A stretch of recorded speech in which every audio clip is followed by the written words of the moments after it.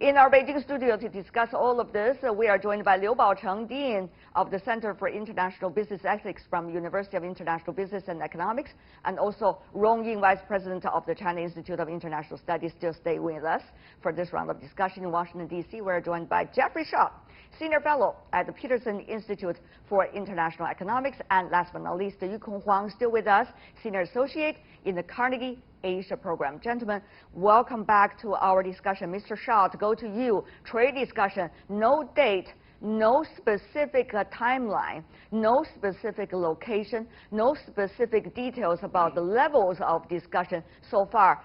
How can we expect it to start soon? Your thought? Well, they're talking. That's better than what they were doing a couple of weeks ago before the G20 summit. And so that's the good news. The bad news is that things the divide between our two countries is larger or wider than it was when the talks broke off in early May, because there are more U.S. tariffs on more Chinese goods than there were when the talks broke off 2 months ago. So there's a lot to do, and I think we're going to have a problem in moving forward to where we were back just 2 months ago. But there's at least a good sign that they're talking. Okay, they are talking, and the two leaders, two presidents, agreed in Osaka that they have to talk. Mr. Liu, Professor, now the talk is only one issue. Talk about what? On what level? How depth? These are all crucial issues, I guess, about the success of this future round of talk, if there is going to be any in the future. Yeah. There has been 11 rounds of talks, and but we do see that each is really promoting a escalation of, retaliation. And so, although there's been a roller coaster issue, so the insistence of China to remove completely of all the tariffs that has been laid over there could be really something of a stumbling stone from the U.S. perspective as a major principle. And the good news is, yes, we are still engaged, but also there has been ceasefire, and there's no further escalation of the tariff over the remaining part of the China-U.S. trade. But again, what to be talked about. So, 3 levels. One is, of course, the trade imbalance issue still, and intellectual property issue, then structural reform, and then enforcement mechanism. All right. Mr. Shaw, though, earlier the other two guests from China-U.S. already talked about the Taiwan issue. As we are talking about a possible get-together once again of the trade discussion teams from both sides, things are getting ever worse, it seems, at least atmospherically. So can the two teams about trade and economic ties be able to do their discussion as if nothing else have existed and the environment is not getting worse? No, I think the political environment is about the same or a little better because of the G20 summit. Remember, it wasn't just a trade deal, but there were very good talks that led to President Trump going to North Korea. And it's assumed that President Xi Jinping made a useful contribution to the success of that initiative. So I think the trade officials have a clear path to begin talking, knowing that their leaders don't want things to get worse.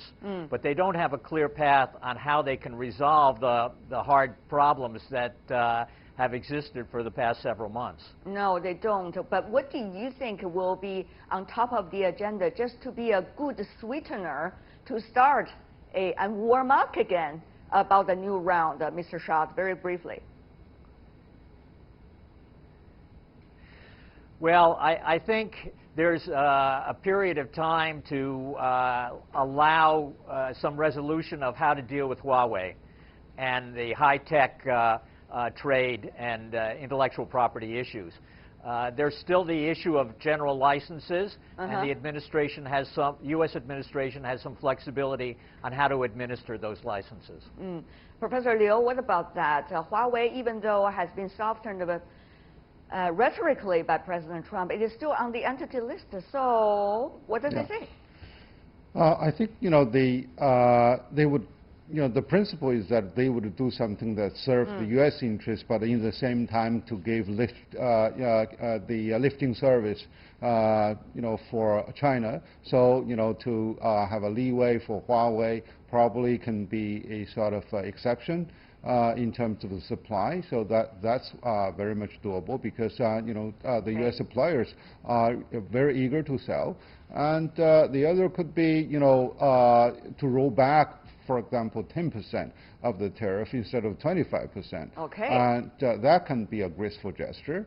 But to complete removal is really difficult. At this point. Yeah, at this point. But, to find ways to recalibrate the entire negotiation process while we still, keep harvesting what has been achieved. Okay. So that's a realistic approach. So if there is a microwave, Mr. Huang, to warm up the earlier cold dish, let's just say when we left off last time, the end of the last round, what would be that, the way that the microwave can work? Where to start with? Same question go to you. Well, the White House has again expressed its keen desire that China buys more. And China is concerned because it wants to only buy in line with its real demand. So that's a major issue. But I think there's some flexibility there. The basic question is, underlying these discussions, is the White House favoring a push to disengage the Chinese and the U.S. economies? And Huawei is the greatest example of that. And the White House sent the signal that it doesn't want to go that far, and I think it's a major help. So this issue of basically saying we want to have a constructive relationship, and that means we find some solution to this Huawei issue. We want to find some way of responding to America's concerns about the trade deficit in a way which is not economically illogical, because there's a limit to how much China can buy. These are the areas where I think you can make progress in the short term. Do you agree, Mr. Rong, from the Chinese perspective? Well, I think that from the Chinese perspective, it may be very clear and in a consistent way that China would like to have a deal. And the deal, of course, based on mutual respect and mutual benefit and equality. But personally, I think I would like to go back to the previous issue of the Taiwan arms sales. I think to some extent, personally, I feel that it's been very unfortunate. It has damaged the atmosphere in a way that create an impression, at least from Chinese perspective, that it has been, if there any deal that is being reached, then it is being because of that pressure. So I'm very much concerned in a way that, given also, the complexity. Right. Your analogy is very interesting. We have a microwave, but I think for me the dish is changing. I don't know whether it certainly is not as tasty as it used to be. Interesting. A great analogy from you too. Interesting and important question for all of you, that is, well, this trade negotiation could restart again. Are we talking about just the trade negotiations, or are we using the trade negotiations as we go as a test water point for the overall nature of this relationship? And are we doing this trade and economic negotiations along the way with all the stress tests about Taiwan, about the general relationship between China and the United States, about all the sensitive issues?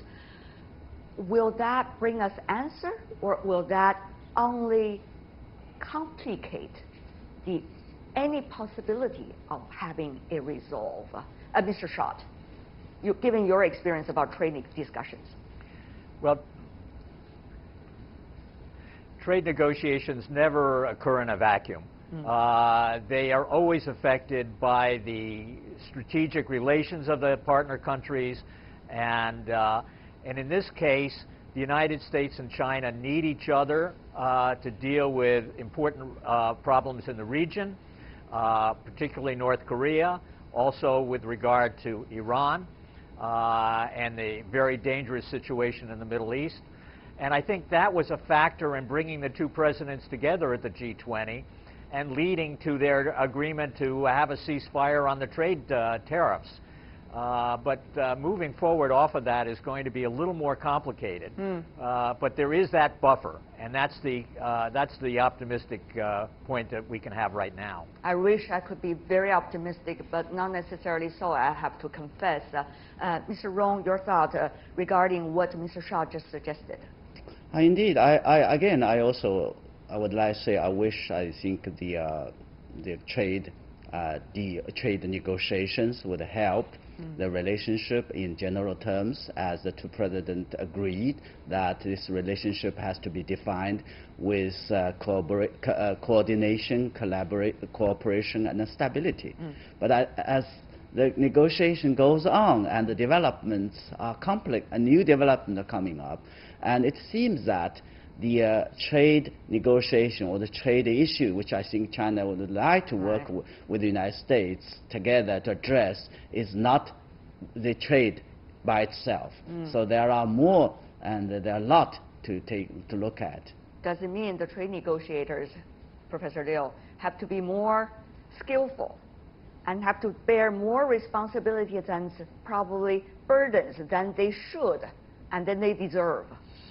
Well, they're all smart people, super smart people. Well, but you cannot throw everything to them, right? Right. But they also have to learn about the situation of the other, the position of the other, and they have to learn to empathize or sympathize of the situation of the other party. That's the basis for negotiation. And the other is, okay, the interdependence between China and the United States is really undeniable, and people won't allow a complete Cold War, but the level of trust, the level of good feeling, unfortunately, is really declining. How can we avoid a repeat episode, Mr. Huang, if I could ask this very bold question of, the last, the one before the last G20 summit, the two presidents also agreed to restart the negotiations, and eventually it didn't work very well. And that's why you need another start point at this G20. So how can we avoid repetitiveness of this very wrong and sad pattern? I think we have to resolve the key question: what is our objective? And in terms of a deal, in terms of U.S.-China economic tensions, you have two options. One is essentially to get what I would call a moderated truce, an agreement on a process to deal with these issues over time. They cannot be resolved in an instant agreement. You cannot get a sustainable solution because the problems won't go away. The trade deficit will remain. Tensions on investment, the 5G, these security concerns, the Taiwan issues, they'll not go away.